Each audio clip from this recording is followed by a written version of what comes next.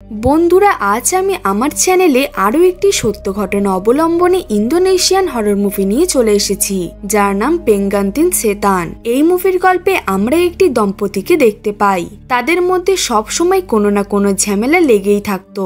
এর কারণ হলো একটি জিন, যে এই মেয়েটিকে অনেক ভালোবাসতো। আশা করছি আজকের গল্পটি তোমাদের অনেক ভালো লাগবে।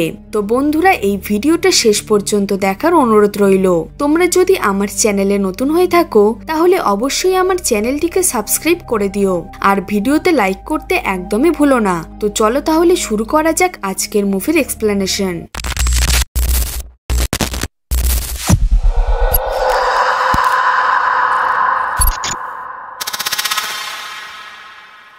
মুভি শুরুতেই আমরা ইচা নামের একটি মেয়েকে গল্প বলতে দেখতে পাই, যেখানে তার একই স্বপ্ন বারবার আসার কথা বলছিল। সে স্বপ্নে একটি ঘরকে দেখতে পেত, যেখানে সে একটি হ্যান্ডসাম ছেলেকে দেখতে পেত। সেই ছেলেটি ইচার সাথে একটি ভালো সম্পর্ক তৈরি করার চেষ্টা করত। এইবারে আমরা দেখতে পাই যে ইচা যখন স্বপ্ন দেখছিল তখন রিয়েল লাইফে আমরা তার ঘরে একটি ডিমনকে দেখতে পাই, যে ইচার সাথে ফিজিক্যাল হচ্ছিল। এটা দেখি আমরা বুঝতে পারি যে ইচার উপরে নিশ্চয়ই কোনো শয়তানের খারাপ নজর পড়েছে। এরপর ভোর 4টের সময় ইচার চোখ খোলে, কারণ প্রতিদিনই ইচার হাজবেন্ড এরিয়েল ভোর 4টের সময় ঘরে ফিরত। আজ যখন ইচা ঘুম থেকে ওঠে তখন তার একটু বেশি মনটা ভালো ছিল আজ। এরপর সে ঘরের দরজা খুলে দেয় এরিয়েল এসছে বলে, আর তখনই হঠাৎ তাদের মধ্যে ঝামেলা শুরু হয়ে যায়, কারণ আজকেও এরিয়েল কাজ থেকে ফিরতে দেরি করেছিল।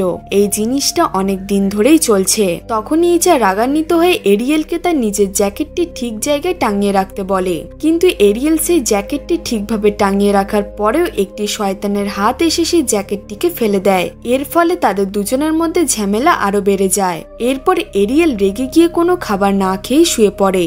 সকালবেলাতেও ইচা এরিয়েলের সাথে কোনো কথাই বলে না, আর সে নিজের কাজে চলে যায়। যেখানে ইচার মুখ দেখে লিন্ডা নামের একটি মহিলা বুঝে যায় যে তার মুড অফ, অর্থাৎ তার আবার এরিয়েলের সাথে ঝামেলা হয়েছে। আসলে ইচার মনে হচ্ছিল যে এরিয়েল সময়ের সাথে সাথে অনেক চেঞ্জ হয়ে যাচ্ছে। সে আর আগের মতো নেই যেমন সে বিয়ের আগে ছিল।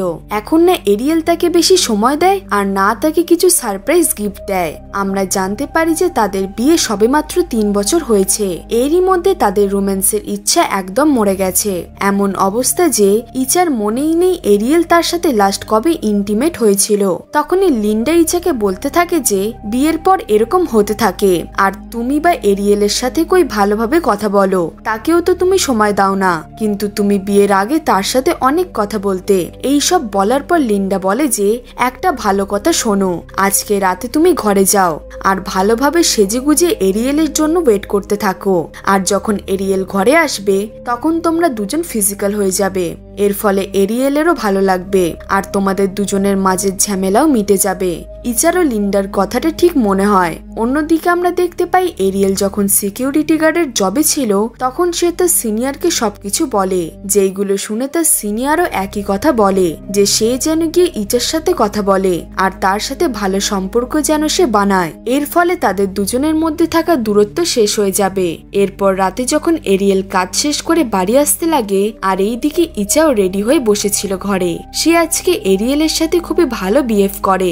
এরপর তারা দুজন একে অপরের সাথে ইন্টিমেট হয়ে যায়। কিন্তু তারা যখন এইসব করছিল তখনই আমরা সেই শয়তানটিকে দেখতে পাই, আর সেও ইচার সাথে ইন্টিমেট হচ্ছিল। এখন যখন ইচা ঘুমিয়ে পড়ে তখন আবারও সেই হ্যান্ডসাম ছেলেটি তার স্বপ্নে আসে। সে দেখতে পায় যে সেই হ্যান্ডসাম ছেলেটি তার শরীরের উপর একটি ফুল রাখে, আর সে ইচাকে বলে যে তুমি এই ঘর থেকে বেরোতে পারবে না কোনোদিনও। এটা শুনতেই ইচার চোখ খুলে যায়, আর যখন সে বিছানার দিকে তাকায় তখন সে সেখানে এরিয়েলকে দেখতে পায় না। সে সেই বিছানায় সেই ফুলটিকে পড়ে থাকতে দেখতে পায়, যেটা সেই শয়তানটি তার স্বপ্নে তার শরীরের উপর রেখেছিল। ইচা এইসব দেখে অনেক চমকে যায়। এরপর ইচা যখন নিচে যায় তখন সে দেখতে পায় যে এরিয়েল তার জন্য ব্রেকফাস্ট বানিয়েছিল। তারা খেতে খেতে ভালোভাবে একে অপরের সাথে কথা বলতে থাকে।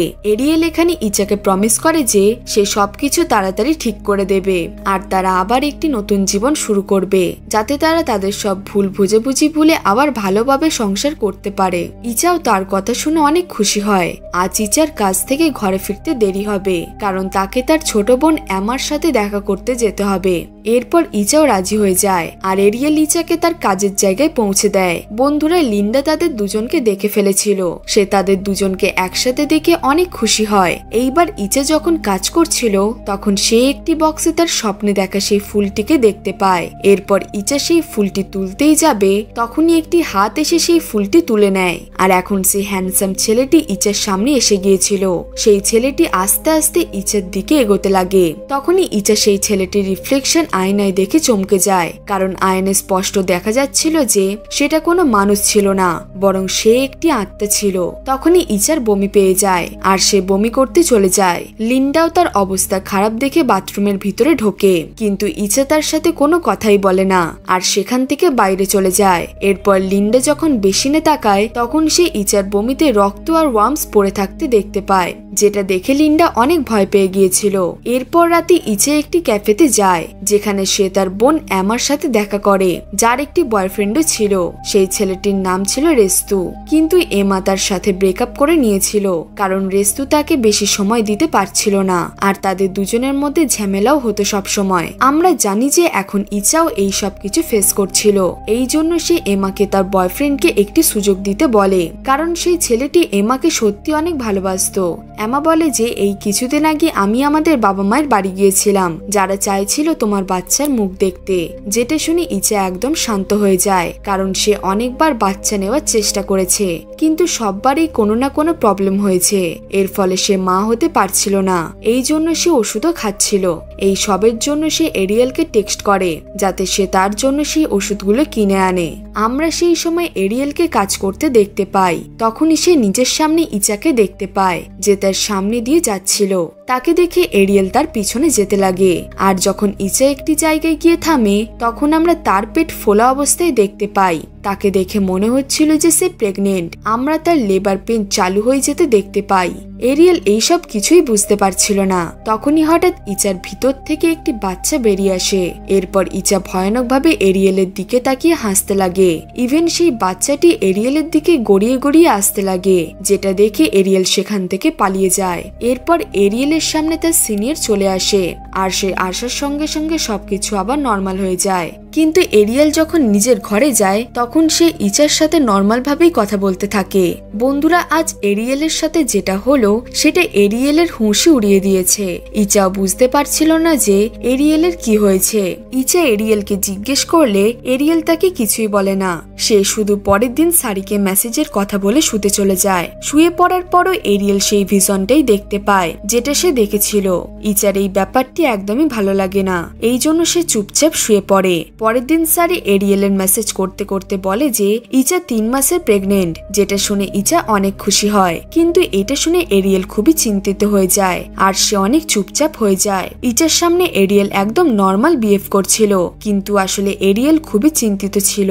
ইচা অফিসে যাওয়ার পর তার প্রেগনেন্সির ব্যাপারে সবাইকে জানায়, যেটা শুনে সবাই অনেক খুশি হয়। এরপর ইচা যখন ওয়াশরুম যায় তখন লিন্ডা তার কাছে এসে বলে যে আগের দিন তোমার রক্তবমি হয়েছে, যেটা একদমই ভালো দিক না প্রেগনেন্সির। কিন্তু ইচা ভাবতে লাগে যে লিন্ডা হয়তো তার প্রেগনেন্সি নিয়ে জেলাস হচ্ছে, এই জন্য সে লিন্ডার কথায় কোনো জবাব না দিয়ে সেখান থেকে চলে যায়। অন্যদিকে আমরা দেখতে পাই রাতে যখন এরিয়েল নিজের সিনিয়রের সাথে কথা বলছিল তখন সে বলে যে আমার স্পষ্ট মনে আছে যে লাস্টবার সে ইচার সাথে 6 মাস আগে ফিজিক্যাল হয়েছিল যাতে সে প্রেগনেন্ট হতে পারে, কিন্তু তারা এতে সাকসেস হয়নি। এরপর তারা এই রিসেন্ট অনেক ক্লোজ হয়েছিল, তাহলে ইচা 3 মাসে প্রেগনেন্ট কি করে হতে পারে? এরিয়েল ভাবতে লাগে যে ইচা হয়তো তাকে ঠকাচ্ছে, এই জন্য এরিয়েলের সিনিয়র ইচার সাথে তাকে ডাইরেক্ট এই ব্যাপারে কথা বলতে বলে। ঘরে যেতে যেতে এরিয়েল ভাবতে লাগে যে সে আজ সত্যি ইচাকে সবকিছু জিজ্ঞেস করবে, কিন্তু তাদের বিল্ডিং এর পার্কিং এ এরিয়েল তার নিজের গাড়ি থেকে একটি বাচ্চার কান্নার শব্দ শুনতে পাচ্ছিল। এরপর সে তার নিজের গাড়ি ভালোভাবে চেক করলে সে সেখানে একটি শয়তান বাচ্চাকে দেখতে পায় যে এরিয়েলকে ভয় দেখাতে লাগে। সেই বাচ্চাটিকে দেখে এরিয়েল ভয় সেখান থেকে পালিয়ে যায়। সে সেখান থেকে চলে যাওয়ার পরেই আমরা দেখতে পায় সেই শয়তানটি সেই বাচ্চাটিকে নিজের কোলে নিয়ে দাঁড়িয়েছিল। এইবার ঘরে এসে এরিয়েল সন্দেহের ফলে ইচার ফোন চেক করতে লাগে, যেখানে সে ড্যানি নামের একটি লোকের চ্যাট দেখতে পায়, যার ব্যাপারে জিজ্ঞেস করলে ইচা বলে যে ড্যানি হলো তার ক্লাসমেট, যে এখন নিজের বউয়ের ব্যবহারে বিরক্ত হয়ে জাস্ট নর্মাল ইচার সাথে কথা বলছিল। এরিয়েল ভাবতে লাগে যে ইচার হয়তো ড্যানির সাথে অ্যাফেয়ার চলছে। এইসব ব্যাপারে সে ইচার সাথে ডাইরেক্ট কথা বলে। তার এরকম কথা শুনে ইচা অনেক রেগে যায়, আর সে ঠিক করে যে সে কাল এরিয়েলের সাথে গিয়ে এই বাচ্চার ডিএনএ টেস্ট করিয়ে আসবে, যাতে সে প্রমাণ করতে পারে যে তার গর্ভে যেই বাচ্চাটি আছে সেটা এরিয়েলের। বন্ধুরা, এখানে আরো একটি টুইস্ট আসে।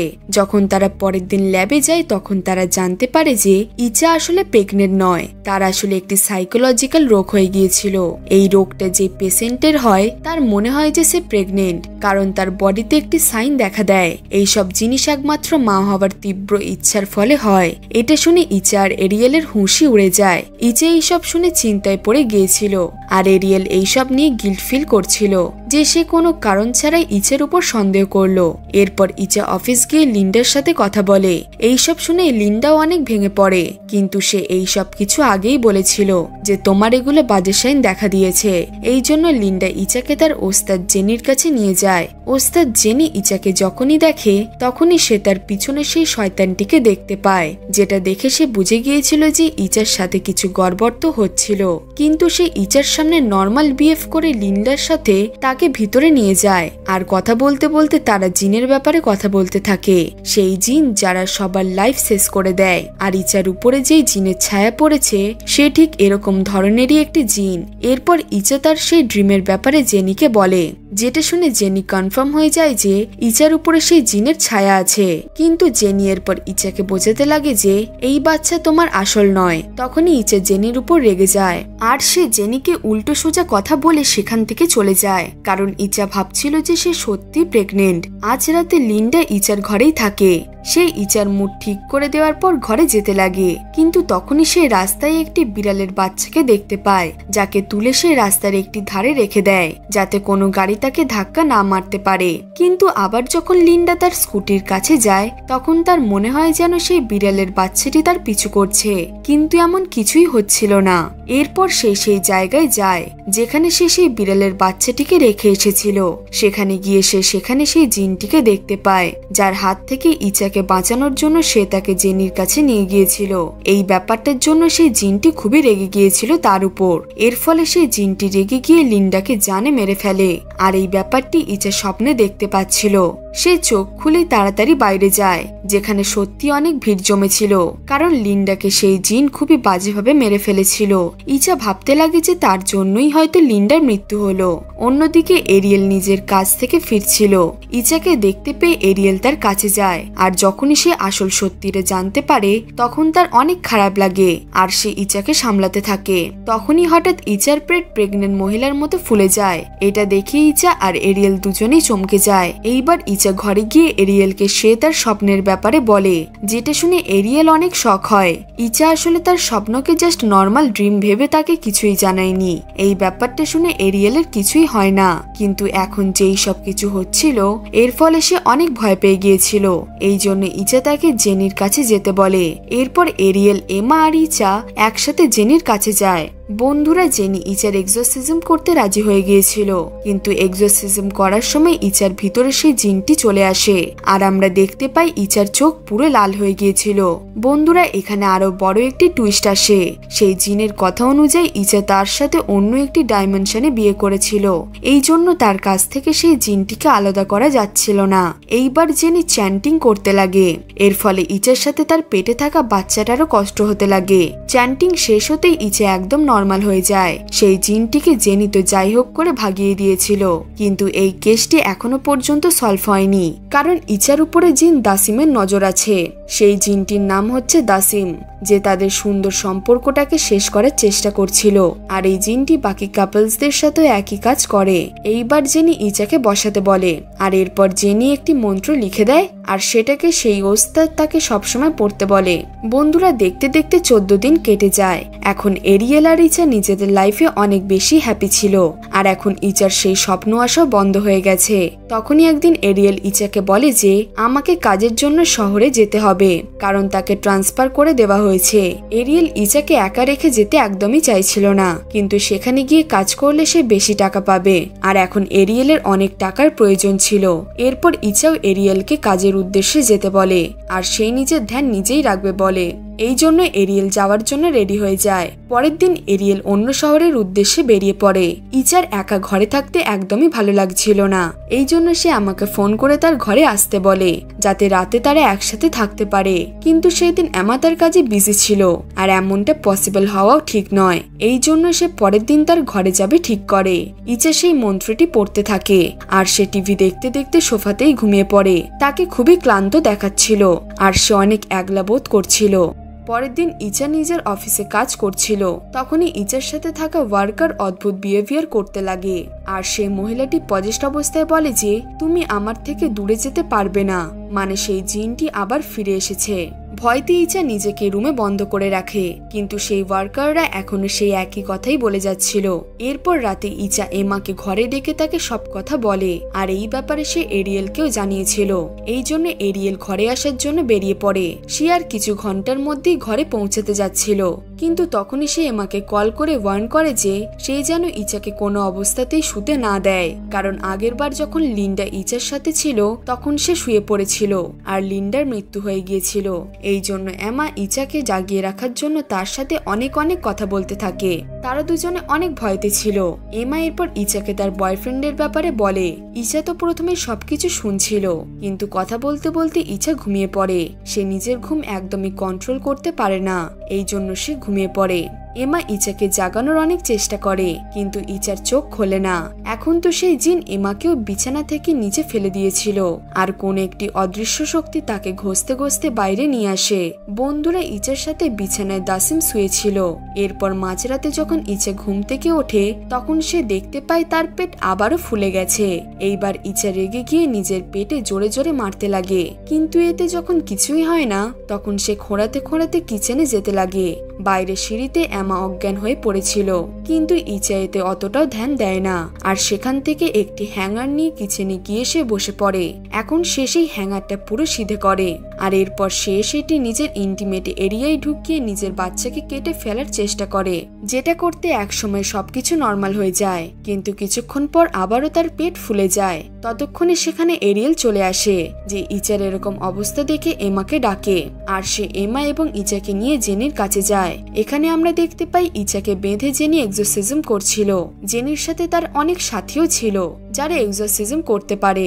এরপর আমরা ইচাকে তার স্বপ্নে দেখতে পাই যে দাসিমের দুনিয়ায় ছিল, যে প্রেয়ার শুনে সেখান থেকে বাইরে বেরোনোর চেষ্টা করছিল। তখনই দাসিম এসে ইচাকে থামানোর চেষ্টা করে, কিন্তু ইচা তাকে দেখে এইদিক ওইদিক পালাতে থাকে।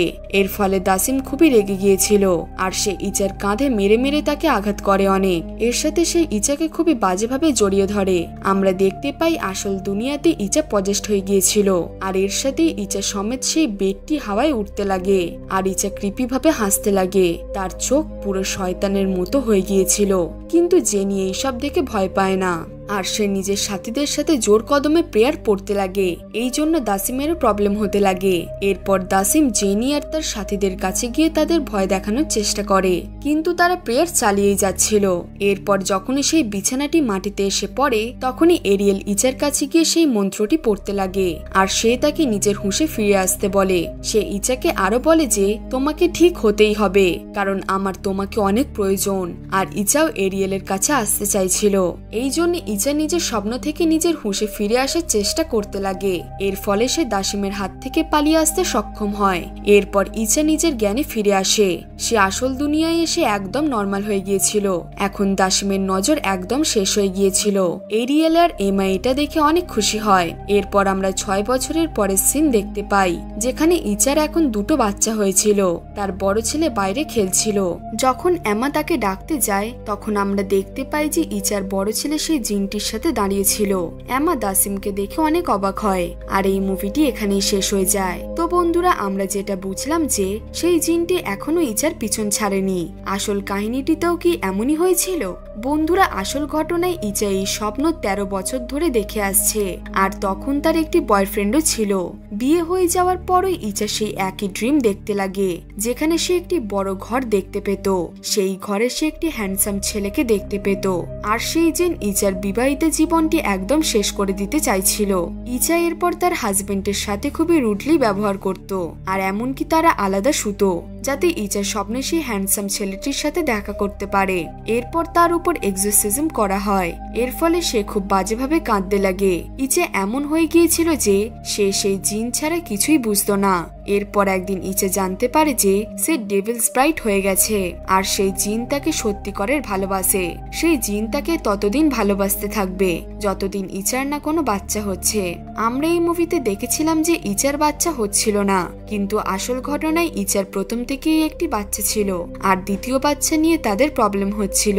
তো বন্ধুরা, এটা আসল ইচার গল্প ছিল যেটা আমরা এই ভিডিওতে দেখলাম। তো বন্ধুরা, এটাই ছিল আজকের মুভির এক্সপ্লেনেশন। আশা করি তোমাদের এই গল্পটা অনেক ভালো লাগবে। গল্পটি ভালো লাগলে একটা লাইক করে দিও। এরকম আরো মুভির গল্প দেখার জন্য আমাদের চ্যানেলটিকে সাবস্ক্রাইব করে পাশে থাকা বেল আইকনটি প্রেস করে দিও, যাতে এই রকম ইন্টারেস্টিং এবং হরর মুভির নোটিফিকেশন তোমার কাছেই সবার থেকে আগে যায়। তো চলো বন্ধুরা, দেখা হচ্ছে পরের গল্পে।